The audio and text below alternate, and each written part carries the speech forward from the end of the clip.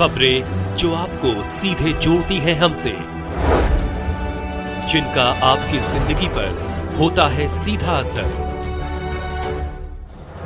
खबरों की वही तस्वीर, बिना बदले बिना डरे, जज्बा सच का लिए, सच दिखाते हैं। राजनीति में वैचारिक मतभेद हो सकते हैं, पर व्यक्तिगत आक्षेपों के लिए कोई स्थान नहीं। शेखावत। पूर्व मुख्यमंत्री अशोक गहलोत के आरोपों पर बोले केंद्रीय संस्कृति एवं पर्यटन मंत्री। कहा, मेरी दिवंगत माता पर जो गंभीर आरोप लगाए थे वे पूरी तरह निराधार और निंदनीय। जोधपुर, 5 जुलाई। केंद्रीय संस्कृति एवं पर्यटन मंत्री गजेंद्र सिंह शेखावत ने पूर्व मुख्यमंत्री अशोक गहलोत के हालिया बयानों पर कड़ी प्रतिक्रिया देते हुए कहा कि राजनीति में वैचारिक मतभेद हो सकते हैं, पर व्यक्तिगत आक्षेपों के लिए कोई स्थान नहीं होना चाहिए। शनिवार को सर्किट हाउस में आयोजित प्रेस वार्ता में शेखावत ने कहा कि पूर्व मुख्यमंत्री अशोक गहलोत द्वारा इसी सर्किट हाउस में मेरी दिवंगत माता पर जो गंभीर आरोप लगाए थे वे पूरी तरह निराधार और निंदनीय हैं। केंद्रीय मंत्री ने कहा कि अब अशोक गहलोत अच्छी राजनीति पर उतर आए हैं और मीडिया के जरिए मुझे संदेश भेज रहे हैं। यह बेहद दुर्भाग्यपूर्ण है। शेखावत ने स्पष्ट किया कि वे इस मुद्दे को केवल राजनीतिक नहीं बल्कि व्यक्तिगत सम्मान और परिवार की गरिमा से जुड़ा मामला मानते हैं। कांग्रेस को अपने गिरेबान में झांकने की जरूरत। केंद्रीय मंत्री ने कहा कि कांग्रेस द्वारा भाजपा सरकार पर संविधान से छेड़छाड़ के आरोप लगाना बिल्कुल भी शोभनीय नहीं है। पूर्व प्रधानमंत्री मनमोहन सिंह द्वारा अल्पसंख्यकों को पहला अधिकार देने की बात को कौन भूल सकता है। इसलिए पहले कांग्रेस को अपने गिरेबान में झांकना चाहिए, उसके बाद भाजपा पर कोई आरोप लगाना चाहिए। पूर्व मुख्यमंत्री अशोक गहलोत द्वारा आपातकाल पर माफी मांगने से जुड़े सवाल पर भी शेखावत ने कड़ा पलटवार किया। उन्होंने कहा कि क्या जबरन नसबंदी के शिकार लोग उस अमानवीयता को भूल पाएंगे? क्या उनका कोई कसूर था?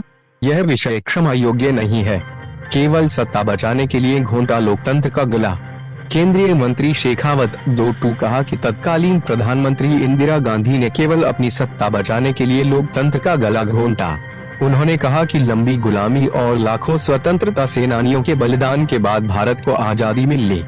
वैदिक काल से लेकर मध्यकाल तक इतिहास में देश की गौरवशाली परंपराओं के प्रमाण मिलते हैं। हमारा संविधान दुनिया का सबसे सजीव और प्रगतिशील संविधान है, जो 1950 में लागू हुआ। इसी के साथ नागरिकों को अभिव्यक्ति की स्वतंत्रता भी प्राप्त हुई, लेकिन देश पर थोपे गए आपातकाल के दौरान हजारों लोगों को जेल में डाल दिया गया। मीडिया पर घोषित और अघोषित प्रतिबंध लगाए गए, पत्रकारों को जेल भेजा गया और न्यायपालिका की स्वतंत्रता को भी दबा दिया गया। आजादी के बाद जन आंदोलनों को नकारा नहीं जा सकता।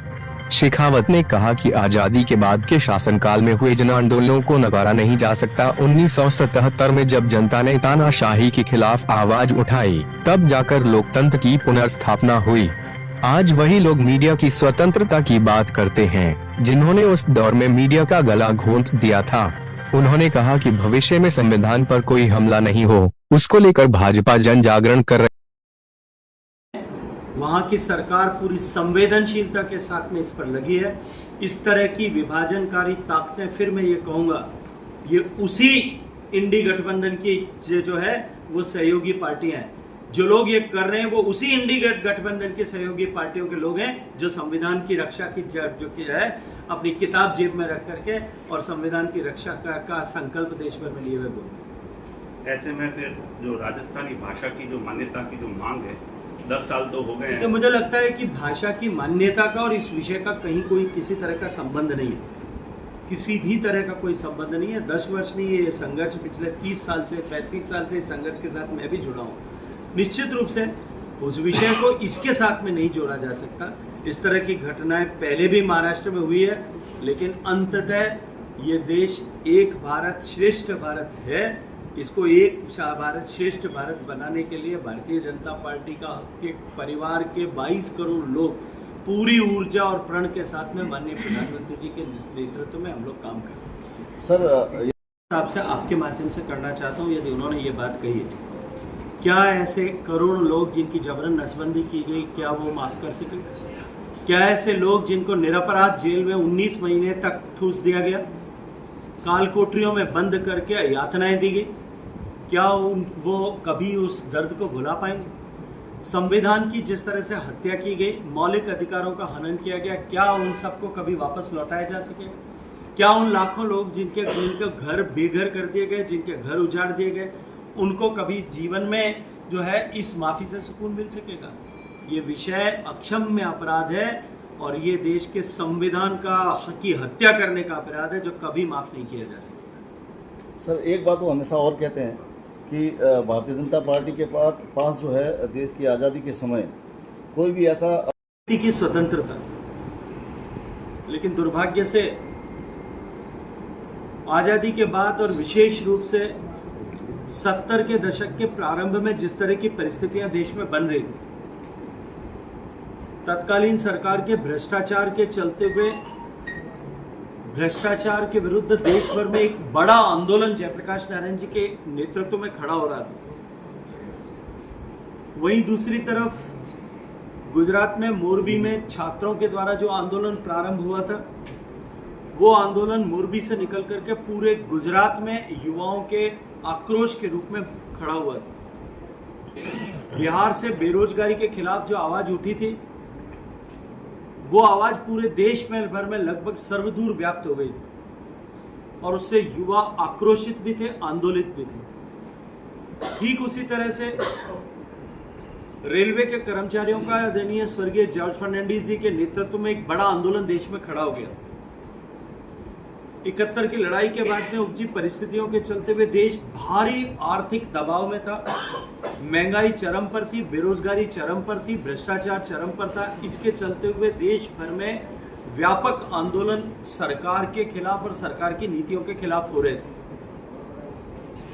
उस समय कैटलिक एजेंट तत्कालीन प्रधानमंत्री स्वर्गीय इंदिरा गांधी जी के चुनाव को राजनारायण जी की याचिका के आधार पर इलाहाबाद हाईकोर्ट ने सरकारी संसाधनों का दुरुपयोग हुआ है ऐसा प्रमाणित मानते हुए उसे खारिज कर दिया और 6 साल के लिए उनको चुनाव लड़ने के से हमेशा के लिए 6 साल के लिए उनको प्रतिबंधित कर दिया। प्रधानमंत्री जी ने सुप्रीम कोर्ट का दरवाजा खटखटाया, सुप्रीम कोर्ट ने हालांकि उसको स्टे किया और एक तदर्थ सरकार चलाने की अनुमति प्रदान की, लेकिन सत्ता की उस कुर्सी को बचाने के लिए संविधान की आत्मा का गला घोंटते हुए देश में 26 जून 1975 को आपातकाल लागू कर दिया।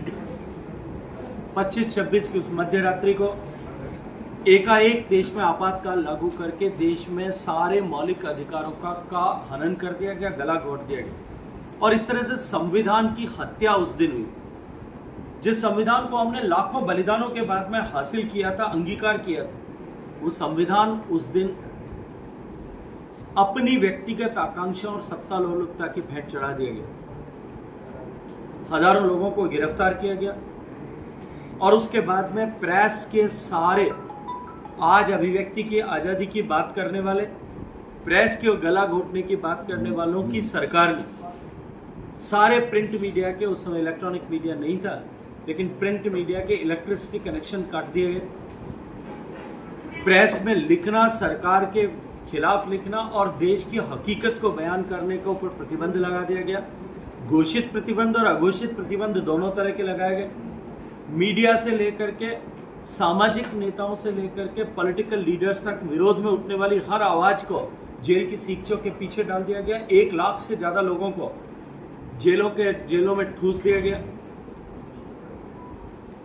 न केवल जर्नलिज्म पर, न केवल अपोजिशन पर इस तरह का अत्याचार दुर्व्यवहार हुआ, अपितु न्यायपालिका का भी गला घोटने का काम उस समय की सरकार ने किया। मीडियम ने जिस केस में फैसला दिया था कि मौलिक अधिकारों का जो है हनन नहीं किया जा सकता, उनके ऊपर जो है हमारे मूलभूत अधिकारों पर किसी भी तरह का प्रतिबंध नहीं लगाया जा सकता।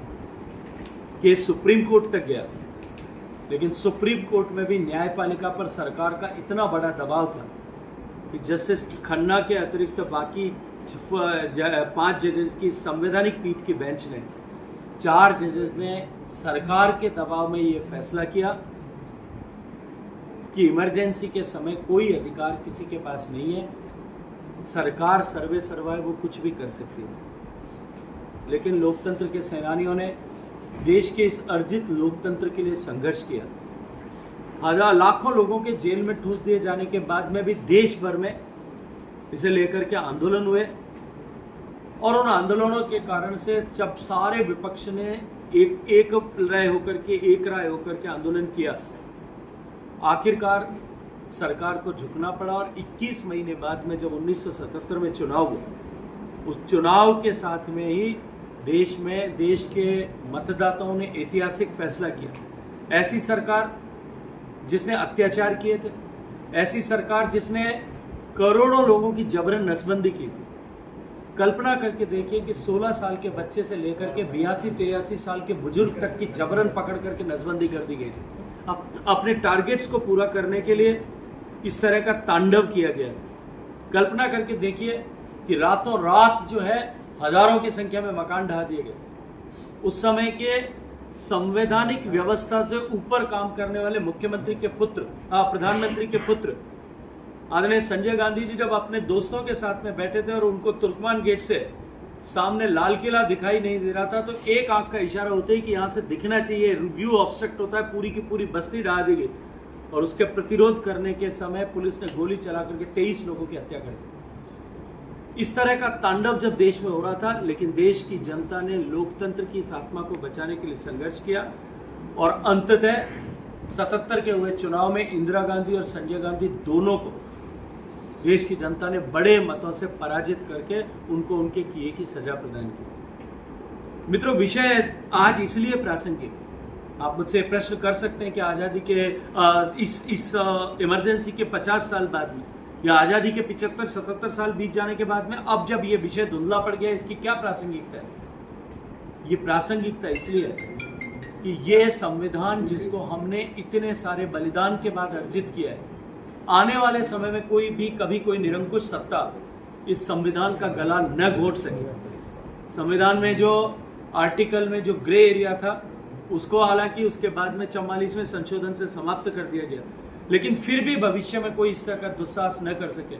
और संविधान को किस तरह से गला घोटा गया था, उसके पीछे कौन लोग थे और आने वाले समय में इस तरह का साहस कोई न कर सके, इस दृष्टिकोण से देश भर में भारतीय जनता पार्टी ने जन जागरण का अभियान किया है।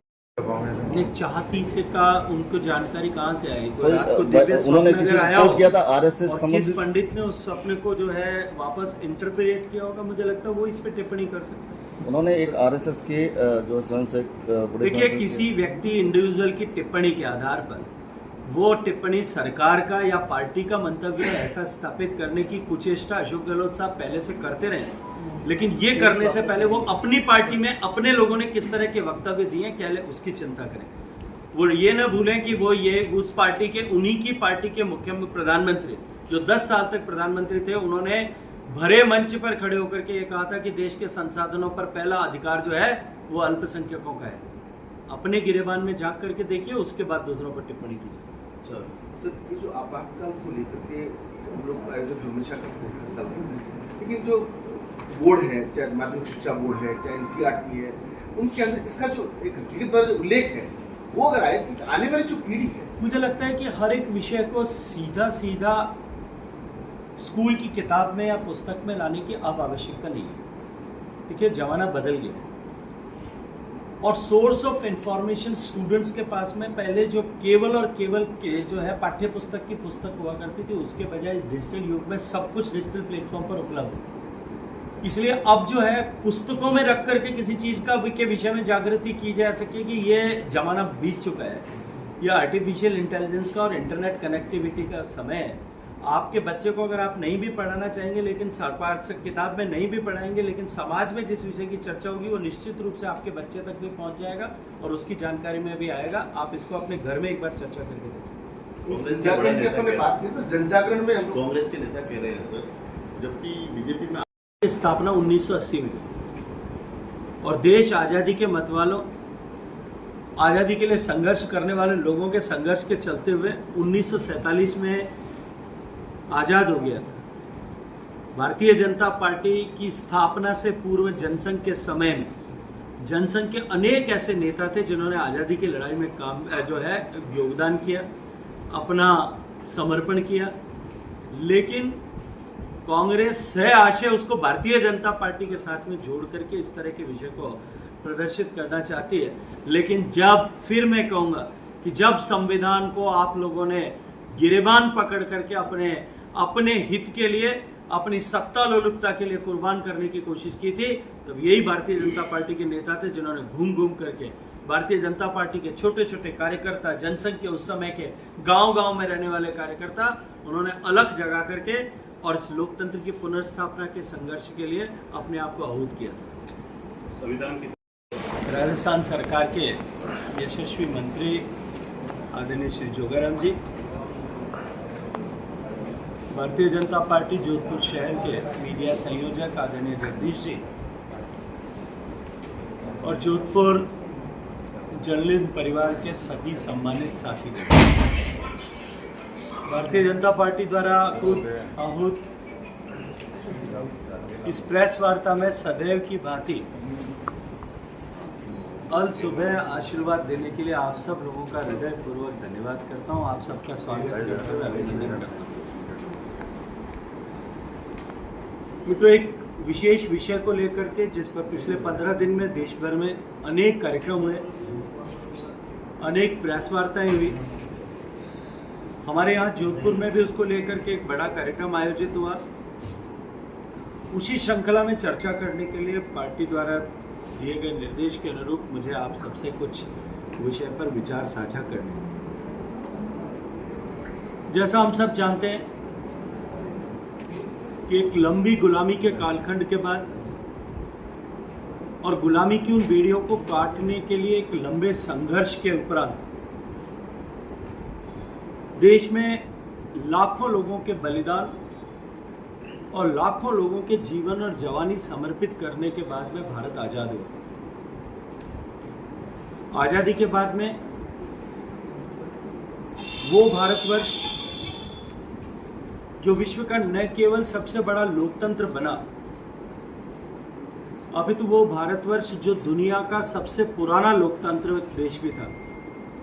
वैदिक काल से लेकर के और भारत के मध्यकालीन इतिहास तक अनेक प्रमाण इस विषय के लिखित मिलते हैं कि भारत में साझा समन्वय बातचीत के आधार पर सरकार चलाने की गणतांत्रिक व्यवस्था पहले से मौजूद थी। स्वतंत्रता के बाद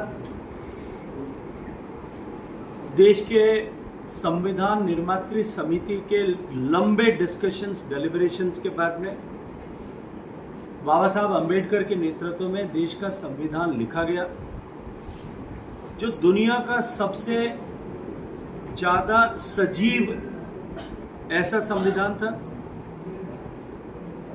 देश के लोगों ने देश के लोगों के हित में देश के लिए संविधान को अंगीकार किया। 1950 में संविधान अंगीकार होने के बाद संविधान की जो मूल आत्मा थी वो था मौलिक अधिकारों की रक्षा और सभी के लिए समानता का अधिकार।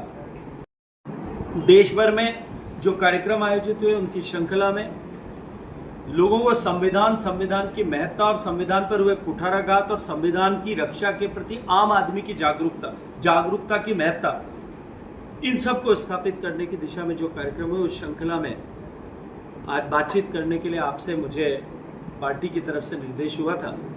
आप सब ने धैर्यपूर्वक सुना है। मैं आप सबका हृदयपूर्वक अभिनंदन करता हूं। आज जो लोग मीडिया की स्वतंत्रता की बात करते हैं, आप लोगों पर दबाव होने की चर्चा करते हैं, ये वही लोग हैं जिन्होंने इस मीडिया का गला घोटा था। ये वही लोग हैं जिनके चलते हुए उस समय इंडियन एक्सप्रेस ने ब्लैंक आर्टिकल, ब्लैंक जो है एडिटोरियल लिख करके भेजा था। या आज संविधान की किताब जेब में रख करके संविधान की उस पुस्तक का जो अपमान करते हैं, ये वही लोग हैं जिन्होंने संविधान की हत्या अपने आप को कुर्सी पर बनाए रखने के लिए की थी। इनका चाल चरित्र और चेहरे पर किसी तरह की जो है ये लीपापोती करके अब जो लोगों के सामने आने चाहते हैं उनको बेनकाब करने के लिए पार्टी ने ये निर्णय किया था। आप सब लोगों के सहयोग के लिए आप सबका हृदयपूर्वक